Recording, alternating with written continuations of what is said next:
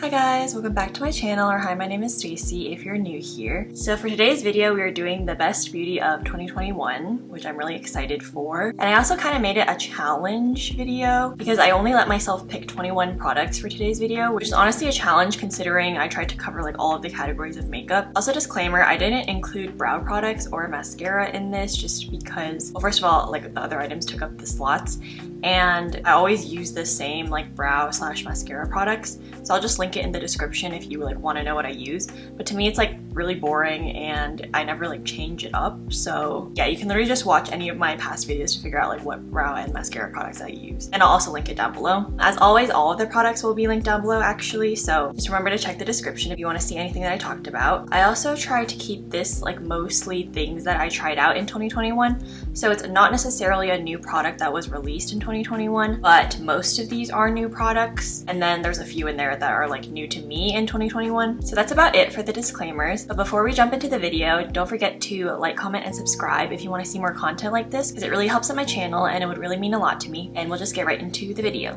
So I have a list of my favorite products on my phone, so if I'm looking down, that's why. So let's start off with the GIORGIO Armani Luminous Silk Foundation. This isn't a new foundation, but I got it this year. And honestly, I can see why it's like a cult classic. I don't think anyone would dislike this foundation. Like, I feel like it's very agreeable to most skin types. I would consider it a light to medium coverage, but it's easily buildable to a medium. It's just very buildable, very natural looking, and I would say it has like a natural to slightly luminous finish, but more on the natural side. That's why I think it would still work for oily skin types, because I also have an oilier skin type. I feel like it's the perfect Goldilocks foundation. It's right in the middle between like dewy and matte finish, light and full coverage. Even texture wise, this is just one of the most universally flattering foundations. Like, if you had to blind buy a foundation without sampling or testing it at all, this GIORGIO Armani Luminous Silk one is definitely your best bet. It also lasts pretty well throughout the day considering it's not like a matte foundation, and I also don't feel like I get super oily with it. Yeah, I knew I had to mention this one. Okay, this one I got kind of recently, but I've been using it for a couple months, and this is definitely one of my favorite finds of this year. It's the SHISEIDO Synchro Skin Radiant Lifting Foundation. But yeah, I love this foundation. It's actually a medium to full coverage foundation, but it has a dewier finish. It has a very thin texture, so it doesn't feel like you're caking stuff on your face, even though it has like a fuller medium coverage. And I love that it's like on the radiant side. And again, it's not too radiant considering I have oily skin. It doesn't make my skin look greasy by the end of the day. I will say, like, if you have oily skin, you do need a powder where you get oily. But I feel like as an oily skin person, like, you're never not gonna powder. So, but yeah, it's also super blendable, even considering the coverage is very high. I would say like these two are similar in terms of like how blendable they are. Most of the foundations in my collection are blendable. That's kind of like something I care about. But it's just like, I feel like these glide that extra bit smoother over the skin and just blend out that extra bit more effortlessly, if you know what I'm saying. And then in my skin tint category,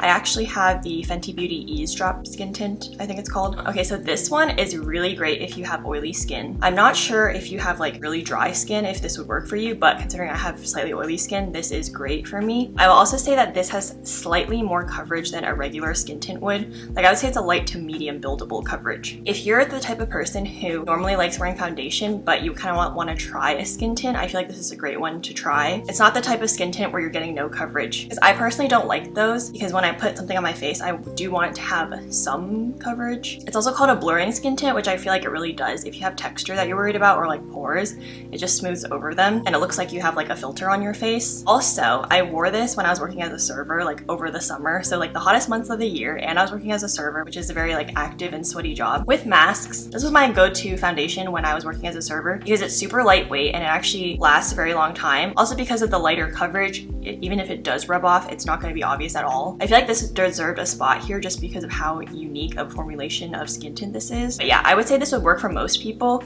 unless you have really, really dry skin. I'm not sure how this would work over like dry, flaky skin, since it is more on the natural matte side, but by no means a drying matte. And this is also what I'm wearing today over the Hollywood Flawless Filter. So the next complexion product is what I just said, which is the Hollywood Flawless Filter. Mine is kind of beat up. Like, if you put this in a makeup bag, the writing is gonna come off. So So that's what happened here. Yeah, I definitely can't live without like this type of glowy primer base product anymore, like ever since I discovered this. So this isn't new to me, but I had to put it in here because I can't imagine my collection not having this. Also, anytime I use a more matte foundation, I will definitely use the Hollywood Flawless Filter or the Auric Glow Lust. I kind of use them interchangeably. But yeah, this is like a ride or die for me. Anytime I use a more matte foundation or skin tint or whatever, I always put this under because I just like that lit from within glowy look. I'm just not in the mood for like a true matte these days. This is also great if you have oilier skin to mix with your matte foundations because it will make them glowier, but it won't get greasy the same way that like a dewy foundation would. So if you put this under your matte foundations, it'll just give you like this natural radiance throughout, but it'll still have the long-lasting power of a matte foundation, if that makes sense. So like the hype about this product is true, and you do need this in your life, period. Next up, we have a concealer that I don't think it was a new release this year, but it was new to me. And this is the DIOR Forever Skin Concealer. I mean, this is the perfect like medium to full coverage concealer. I've heard multiple people say that it's full, but to me, it's not like a full, like the Tarte Shape Tape is full. This is medium to full. But yeah, I feel like this is a really great natural looking fuller coverage concealer. I also feel like this is kind of like a Goldilocks formulation. It's very blendable, not as thick and heavy as the Tarte Shape Tape, and definitely not as matte, but it's not dewy and not super thin. Like, I feel like this can go well with skin tints to a full coverage foundation. So this is the concealer that will be able to like do it all. And it's been beating out my Tarte Shape Tape recently, so that's kind of saying something. But I mean, I'll never get rid of Tarte Shape Tape because I do like that extra coverage sometimes. Yeah, but the fact that I'm using anything over the Tarte Shape Tape like really means something. So this DIOR one, they really did something there. Next, we have the KOSAS Cloud Set Powder. Let me show you here. So I really like this powder because I feel like this powder is really unique in that it doesn't look super powdery on the skin. So I feel like this will work for most skin types, even if you have slightly dry skin. I don't know if you have super dry skin, if you want to use powder like at all. I feel like even if you have drier skin and you need a powder, because sometimes you do, especially like in the summer or something when it's hot and you need to set your makeup just a little bit, this is the perfect one to set and like smooth and blur your makeup, but without having that heavy cakey powdery look that's really obvious like in person. Yeah, so I've been really liking this. It also definitely has like really good blurring qualities too. Okay, next up we have the FENTY Matchsticks in the shade Amber specifically. So this is my perfect like contour shade. I've talked about this in multiple YouTube videos, so I'll try to keep it short. Basically, I feel like this is the perfect contour shade for fairer skin tones. Like if you struggle with finding a contour shade that's cool enough or light enough for you, you should definitely look into the FENTY Amber Matchsticks. I feel like a lot of brands, like their contours are still too dark or a little bit too warm or even orange sometimes for fairer skin tones. Like a lot of contours end up looking like a bronzer. And once it's on the skin, it actually does turn a little bit more brown. So it's kind of more of a bronzer, like in between a bronzer and a contour for me. So yeah, that's why I feel like this shade is super unique. I haven't found anything else on the market that's as gray as this. But on the skin, it doesn't look gray. It's like the perfect neutral contour shade. If you have a fair to light skin tone, you need this. Okay, next up we have eyeshadow palettes for this year. So the first one up is the first one that I reviewed on my channel. It's really special to me, but also this palette is amazing. So it's the Pat McGrath Utopian Dreams palette. It's the main sparkly shadow that I have on my eyes today, as you can see. It's just literally amazing. The color story is ethereal, fairy-like, goddess-like. It's just divine, okay? I feel like, as you can see here, it's more neutrals on this side, and then you have these 4 celestial shades that are just amazing and add these pops of color. But for me, like my favorite types of palettes are neutral palettes with a twist, kind of like neutrals with pops of color, which is kind of like what this palette is. So that's why like as soon as I saw it, I was really drawn to it, and especially these 2 celestial shades on the bottom, which are the sparkly shades that I have on my eyes today. These are my favorites in the palette, and they're literally the perfect eye toppers. Her formula has always been amazing to me. The mattes blend perfectly, but specifically her special shades are where it's at, as you can see on my eyes. Like, do I need to say more? I don't think so. So anyway, moving on, my second palette of the year, I would say, is the Huda Beauty Rose Quartz palette. I also reviewed this on my channel, which I'll link up in the cards. Like, as soon as I saw the promo photos of this, I knew I had to have it. It's also quite cool tone, which is kind of hard to find in today's beauty market. I mean, more brands are coming out with more cool tone things, but it's definitely like warm tone dominated. And as a cool tone lover, like this just spoke to me. Again, it's very like fairy-like ethereal shades, which are also my favorite. We also have these amazing like shimmer shades and sparkles. You can see me demoing them in my review up on my channel. The mattes are just really nice and blendable and dependable too. I use the mattes today just to like kind of have an anchor for today's look, and then I have the Pat McGrath shimmer shades on top. That's why I'd say these two palettes are my favorite this year, just because they're literally me in a palette. Like if I were to create or become a palette, those two would be it. This year, besides like for filming for my YouTube channel, I feel like I didn't reach for eyeshadow palettes as much as I used to. Definitely leaned more towards like 1 or 2 eyeshadow looks. So I have to give a mention to the Tom Ford Cream and Powder Eye Duos. It's basically like a cream eyeshadow on the bottom in a pot, and then it comes with a glittery topper on top. And I always use these together. So I'd say this made it to the top of my list of single eyeshadows, even though it's technically a duo, but I just consider it a single because it comes in like a single container. I love single glittery eyeshadows. I like collect them and I have a ton. And out of all of them, these were the ones I reached for the most, especially because I love cream eyeshadow. So you have the cream here,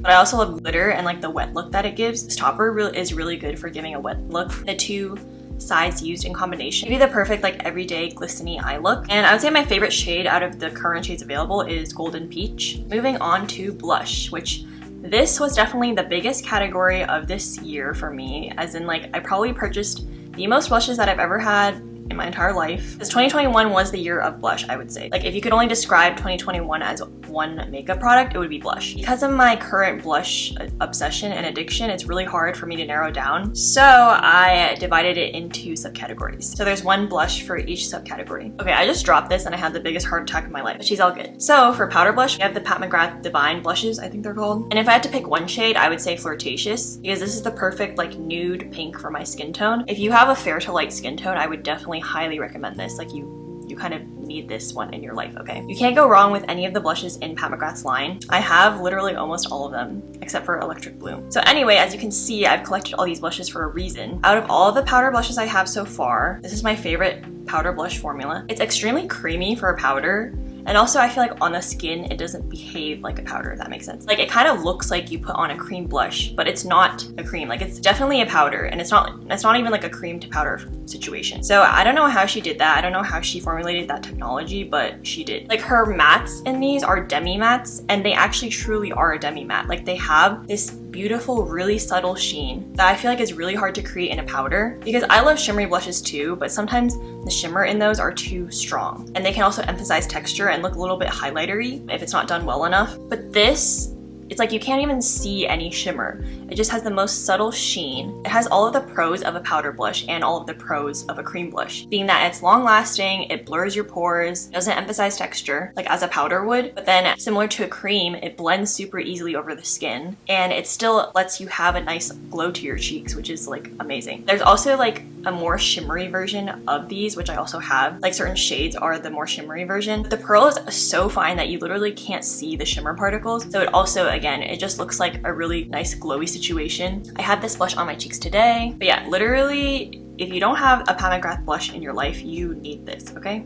Moving on, we have the category of blush stick. This is gonna be like a cream, but in a stick format. So my favorite of this year is the Makeup by Mario Soft Pop Blush Sticks. And if I had to pick one shade, it would be Dusty Rose, but honestly, again, anything in this line is perfect. Here, I swatched the shade Dusty Rose right here. So it's a perfect, more, I would say it's not super dusty. It's more like a neutral rosy tone to me. But yeah, it's not super warm, which I like. And then I'm blending it out using the Makeup by Mario brush. You can see how it just like blends out super effortlessly. It looks like watercolor on the skin. It gives you a nice subtle sheen that you would want from a cream blush, but it doesn't like end up greasy or anything, and it's super thin on the skin. Yeah, the main thing I like about it is kind of like the watercoloriness of it. I feel like that's pretty unique. How blendable yet pigmented it is really special. Okay, so the next thing on my list is cream blush in a pan. So anyway, I pick the Patrick Ta Cream and Powder Blush Duo. So this is kind of cheating because it also has a powder blush. Also, I'm holding up the Major Headlines Blush Palette, which is a holiday release, and this was new this year. But honestly, selecting any blush from his line is perfect. From his original line, my favorite is Shiso LA. Yeah, I'm just choosing this holiday release because this is what came out in 2021. So I put this in my cream blushes category, but technically it has both a cream and a powder, and I love using them together. I usually never use them separately. It's super pigmented yet blendable, and even these bright colors work on my skin tone, even though I'm quite pale. I think it would look extra amazing on deeper skin tones, but it definitely suits everyone. The most unique part about these blushes is that the creams are meant to be used on top of powder, which is extremely hard to find in a cream blush. They're very sheer, very buildable. And this formula is just, again, lends itself to watercoloring and layering blush, which I really like to do because I have so many blushes. A lot lot of times I like using multiple blushes at once. These creams are probably some of the most versatile in my opinion. The creams are quite sheer and give you a really nice healthy glow, especially when you layer it on top of the powder, and the powder is more pigmented. So I just feel like it's the perfect duo. And I love this palette even though I'm generally not a bright blush person, but these colors just like still look really flattering on my skin. Lastly, in the blush category, we have liquid blush. I feel like usually liquid blush is a little bit harder to work with than like a cream in a pan or a stick, but I've been really loving the Rare Beauty liquid blushes this year. I have like almost every shade except the really dark ones. Okay, I can't say I have one favorite, but I will say I especially love their 3 new shades that they released, which are Hope, Believe, and Encourage. Right now I have Believe, which is what I put on today on top of Flirtatious, just to give it a little bit more pop to my cheeks. But yeah, I prefer the dewy formula in the Rare Beauty blushes, but honestly both the dewy and the matte are relatively similar. Just the matte is more of a natural matte finish and the dewy has a slight sheen to it, but I feel like both will work for any skin type. I think these are super versatile because they're very pigmented, so that means that they would work on anywhere from really fair to really deep skin tones. If you have a fairer skin tone like I do, literally just 1 dot on each cheek is good enough. So you definitely get a bang for your buck with this, and it's the least expensive blush on my list today. So yeah, I would say like this is the most worth your money in that respect. I have heard some people say that it is a little bit hard to work with just because these are very pigmented, but again, if you just add really little and work up from there, I've never had a problem like blending them out. I feel like they actually blend out very seamlessly. The main issue I think is with people who are like unfamiliar with this formula and they use too much at once. Also the color selection I really like, especially the 3 new shades, because they're like these mauve tones, which are like my favorite types of blushes, and that's kind of like what I was waiting for Rare Beauty to release like from the start. I feel like the only thing missing from Rare Beauty's line would be more like a nudie bronzy type blush. That would be perfect if they added that to this line, but yeah. And also they're super long wearing for a cream or liquid blush because they're so pigmented. They definitely like stay on your cheeks, even the dewy formula, which is quite rare. So then for highlight, I also have one for each category, powder and cream. So for my powder highlight, I picked the Dior Nude Glow highlight. Looks like this. I've also used it so much that like the imprint is kind of gone, unfortunately. This is a really pretty nude shade, which I really like. I'm wearing it today on my cheeks, and you can see that it just gives the most beautiful glistening glowy effect. First of all, I love the packaging. This packaging screams luxury, which is like what I want if I'm paying a luxury price point. It's perfect champagne-y shade. I would say it leans a touch gold. It's mostly neutral, and also it looks a little bit dark in the pan, as you can see, but it works for my skin tone. So yeah, if you have a fairer skin tone, don't be afraid of this color. I feel like this powder highlight almost looks like a cream highlight, as you can see on my skin. Like, it's just super smooth, and I feel like it's really unique for a powder highlight to not emphasize texture, which I would say this does not emphasize texture any more than like a cream highlight would. Literally every single highlighter is going to emphasize it because if there's shine, it's going to show texture. But I'm saying like this is the type of formula where it's like the least enhancing texture possible for a highlighting product while still being like really glowy, and you can definitely see that it made a difference to the glow on my face. And then as for cream or liquid highlighters, I chose the Rare Beauty one, and this specifically in the shade Mesmerize. This is a really nice rose gold highlighter, and it looks kind of crazy in the tube, but on the skin it just looks more